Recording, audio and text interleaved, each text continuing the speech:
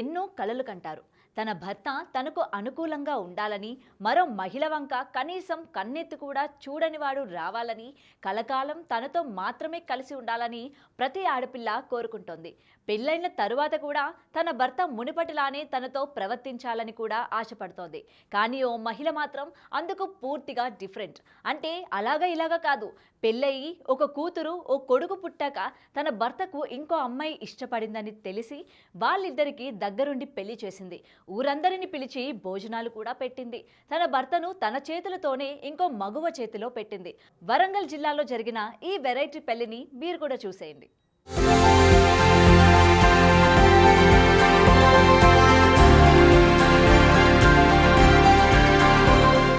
అగ్నిసాక్షిగా తాలికట్టిన భర్తకు వేరే అమ్మాయితో దగ్గరుండి పెళ్లి చేసింది భార్య.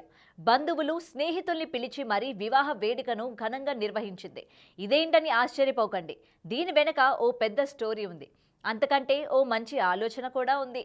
మహబూబాబాద్ జిల్లా విన్నుగూడూరు మండలం ఉగ్గంపల్లి గ్రామానికి చెందిన దాసరి సురేష్, సరితలకు చాలా ఏళ్ల క్రితమే వివాహమైంది. వీరికి ఓ కుమారుడు, కుమార్తె ఉన్నారు.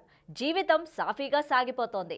అదే ఊళ్ళో భక్త మార్కండేయ గుడి వీధికి చెందిన లాకా పద్మ వీరస్వామి దంపతుల చిన్న కుమార్తె సంధ్య సురేష్కి వరుసకు మరదలవుతోంది. ఆమె మానసిక వికలాంగురాలు.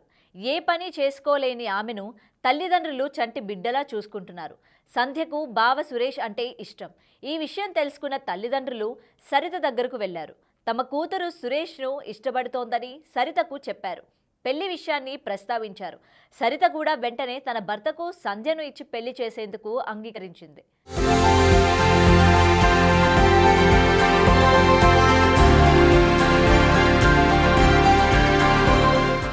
భక్త మార్కండేయ ఆలయంలో బంధుమిత్రుల సమక్షంలో సురేష్ సంధ్యలకు ఘనంగా వివాహం చేసింది. అయితే భార్య స్వయంగా భర్తకు రెండో వివాహం జరిపించడం టాక్ ఆఫ్ ద టౌన్ అయింది. అలాగే ఈ పెళ్లిని కవర్ చేసేందుకు మీడియా కూడా అక్కడికి వెళ్ళింది. సంధ్య తన భర్తను ఇష్టపడడంతోనే దగ్గరుండి పెళ్లి చేశానని, సంధ్యను సొంత చెల్లెలలా చూసుకుంటానని చెబుతోంది.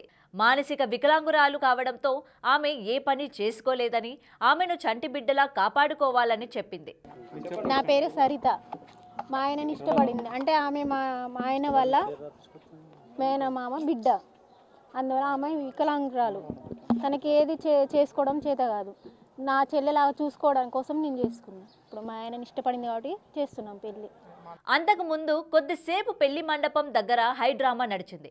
సంధ్య అక్క భర్త నాగరాజు ఈ పెళ్లిని అడ్డుకునేందుకు ప్రయత్నించాడు. తన మరదలు మానసిక వికలాంగురాలని, ఆమెకు ఇప్పటికే వివాహమైన వ్యక్తితో పెళ్లి చేయడం నేరమంటూ పోలీసులకు సమాచారం ఇచ్చాడు. పోలీసులు వివాహం జరుగుతున్న ఆలయానికి చేరుకొని ఆధార్ కార్డు పరిశీలించారు. పెళ్లి కూతురు మేజర్ అని, ఇద్దరూ ఇష్టపూర్వకంగా పెళ్లి చేసుకుంటుంటే తాము ఆపలేమని చెప్పారు.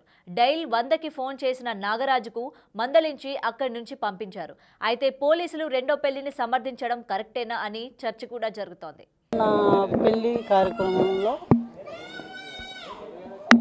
పెళ్లి కూతురు తండ్రికి ఇద్దరు అమ్మాయిలు. ఆ అమ్మాయిలలో ఒక అమ్మాయి వికలాంగు, ఒక అమ్మాయి మంచిగానే ఉంటుంది. ఆమెకు పెళ్ళి అయిపోయింది. సరే, అదే పెళ్ళి ఈ అమ్మాయికి ఎటు తల్లిదండ్రులు సపోర్ట్గా ఉన్నారు ఇంతకాలం.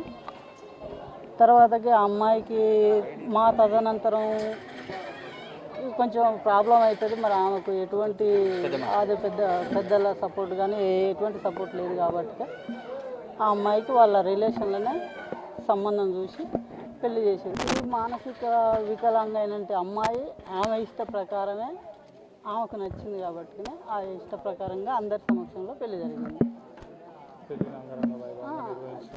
గుళ్ళో అయ్యగారి సమక్షంలో, పోలీసుల సమక్షంలో, అందరి సమక్షంలో మంచిగా పెళ్లి జరిగింది. తెలుగు రాష్ట్రాల్లో ఇటీవల ఇలాంటి సంఘటనలో 1-2 ఘటనలు జరిగాయి. ఇటీవల ఆంధ్రప్రదేశ్లో కూడా ఇద్దరు భార్యలు భర్తకు దగ్గరుండి మూడో పెళ్లిని చేయడం చర్చనీయాంశమైంది. ఇప్పుడు తాజాగా మహబూబాబాద్లో జరిగిన ఈ రెండో పెళ్లి వ్యవహారం ఆసక్తికరంగా మారింది.